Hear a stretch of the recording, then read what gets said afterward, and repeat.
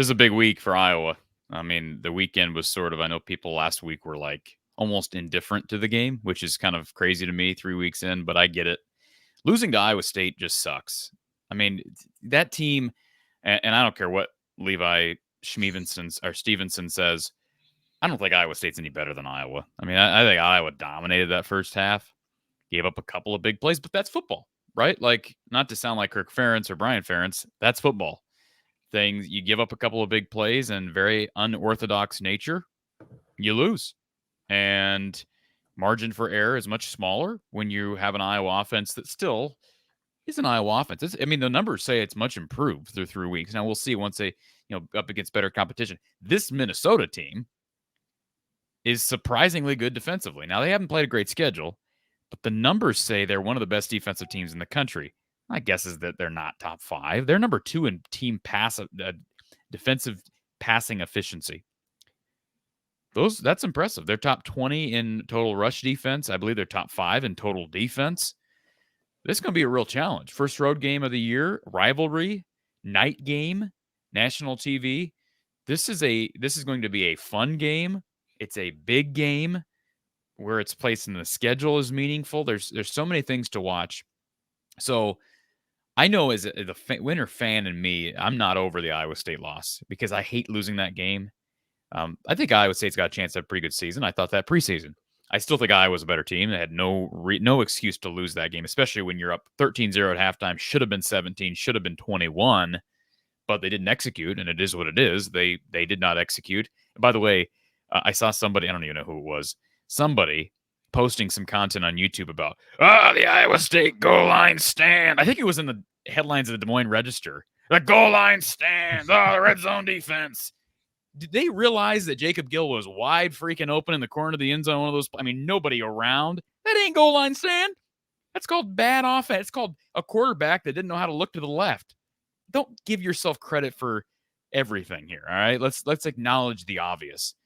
Anyways, so look, big game, and if they keep winning, that's the only way to kind of get rid of the bad taste from the Iowa State loss. Because if they lose, if they end up going 9-3 this year, which will take them out of the playoff conversation and will likely mean they will not make the Big Ten championship game, because that would mean two losses in the conference, and I don't think that's going to be enough. They go 9-3, go to a bowl game win, okay, 10-3. I still think that's a disappointing season. I just think the goal has to be Big Ten championship / playoff. And I do think they've got a almost as good of a shot of making the Big Ten championship now, because that other loss came in the non-conference. So that just drops down their playoff chances a bit to where I think it's basically even with Big Ten title game chances. So I'm planning my trip to Indy. Mark, what about you? Well, I know that you've given me a lot to go on here. Let me see. What direction do I go on? I'm not training a trip to Indy. A trip to Indy. Hey, why not? Maybe a trip to Indy. That was fun. That was fun last year. I mean, the game wasn't fun, but the trip was fun. Okay. Ohio State, Iowa. Trip to Indy. Ohio State, Iowa? Indy? Yeah. I'll meet you in Indy. All right. That'd be great. I was going to say that past all the football stuff, which I'm going to get to in just a second, it hit me there as you were somewhat like mockingly and also generically impersonating like whoever from the Des Moines Register or whatever Iowa State fan, that I've been accused of generically impersonating people, just like having a standard voice that is the impersonation voice of any random fill in the blank person.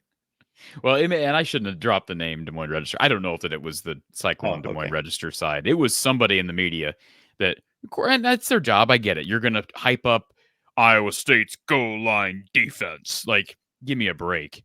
But hey, I give that kid credit for kicking that 54-yard field goal. Now, we got to move on, right? Iowa played a game Saturday against Troy.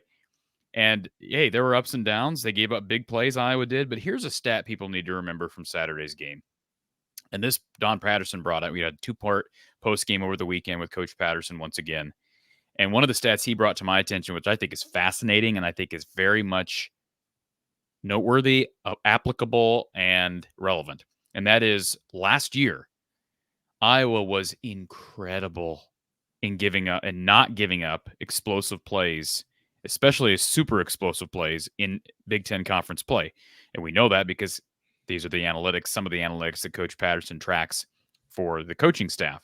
They gave up 7 explosive plays in, or excuse me, let me rephrase. They gave up 10 explosive plays over the course of 10 conference games last season, including the Big Ten championship game. Now, that is an insanely good number. In fact, that Penn State game, we remember talking about this. They go on the road, get blown out by Penn State. That defense didn't give up a single explosive play. Now, explosive plays, that's not the only thing you got to do, because Iowa's defense struggled at times against Penn State, stopping the run. Penn State moved the chains effectively. But that's hard on an offense. If you can't create an explosive play or two, that's hard. Now, when you're going up against Iowa's offense, you can just milk the cow, and eventually she's going to go dry.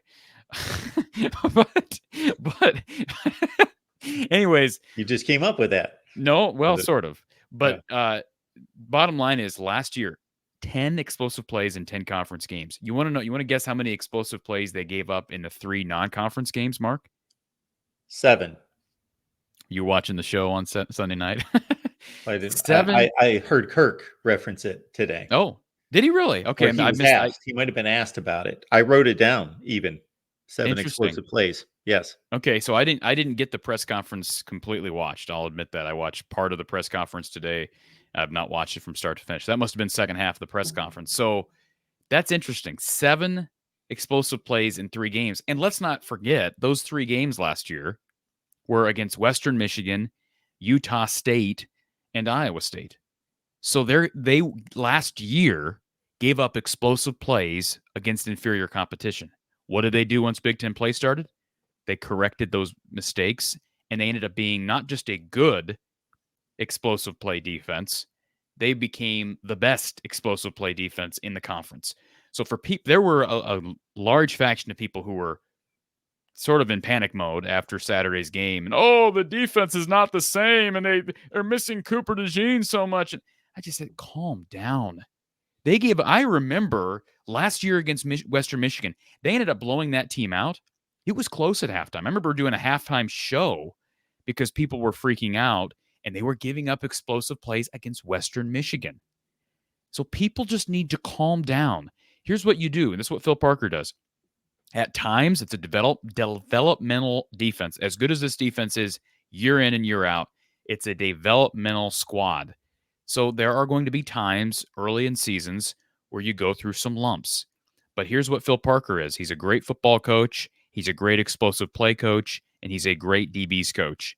He will work through these problems and correct them. And the reason I keep bringing up the schedule, why this game is so important, and I talked about it Sunday. You have a game this Sunday, or this Saturday night. You get a bye week. Then you get Ohio State. People expect you to lose to Ohio State anyways. So if we're assuming they lose to Ohio State, and I don't know that we should assume that, but if people want to do that, fine. Then you've got one game between now and the home game against Washington next month, where you have all that time for Phil Parker to work this DB room, which, by the way, consists of 3 guys who competed for one spot opposite Jamari Harris. TJ Hall still listed as the starter at that other corner spot. He will get it figured out. Okay, they're not going to be giving up. I don't even know how many explosive plays they've given up through 3 games, but I have confidence. History says they will figure this out. The difference is this is a short turnaround. It's less than a week to figure it out. And I know that, everybody plays for the most part week after week after week, but Minnesota's offense isn't great. That's to Iowa's advantage. The defense is. My guess is he'll have it figured out mostly this week. And if not this week, then they get a whole bye week and a game against a really explosive Ohio State team to figure it out. But that's a game, again, nobody expects Iowa to win. So if you can at least survive, even if you give up a couple explosive plays this weekend, do what you did against Troy. Survive. Big win on the schedule, road win. You move to the bye week and really have some time to clean things up. All right. You've taken off on a few places here, Corey. So I'm going to go back to this Minnesota defense.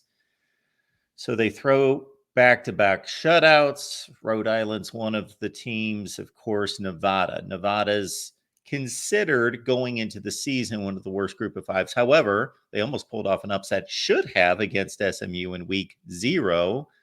They outplayed SMU in that game. And real quick, let me just say this: Nevada tested Troy, and I don't know, like, I don't know if that means much. It's hard, again, we're so early in the season. We're like trying to play the transitive property. Troy got beat by a Memphis team that just beat Florida State. So, we thought, well, Troy's crap because they're 0-2. They lost to Memphis. They lost to Nevada. Well, like you said, Nevada looked decent against SMU, and then Memphis proved to be I think, a pretty good G5 team this past weekend. And this is an awfully small sample size, but I'm going to throw it out there because you talked about Minnesota's pass defense.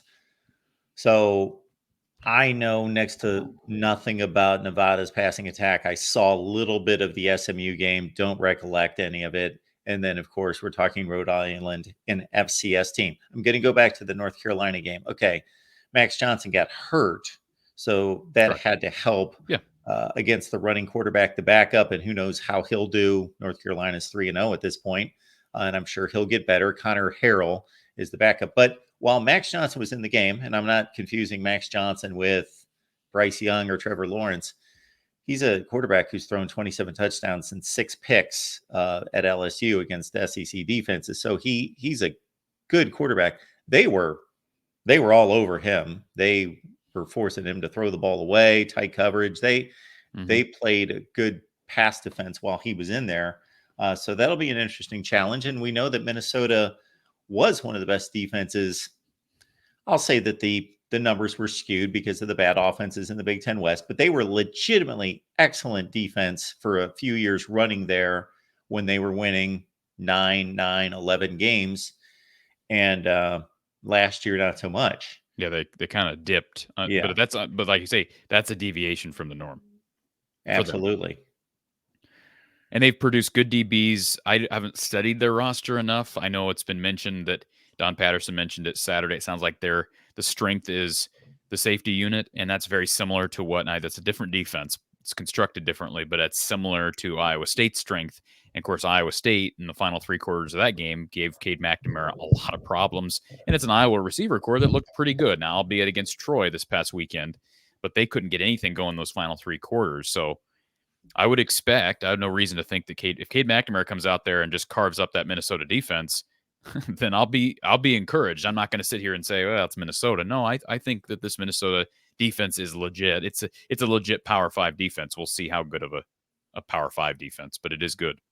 And while you were looking at the schedule and mentioned the name Washington, I don't think they're a playoff contender or anything like that. They just lost a game this past weekend. However, they've played 3 games and they're not a bad team by any stretch. They played to the wire against a Washington State team that's 3-0 that was just coming off a 3 touchdown win against Texas Tech.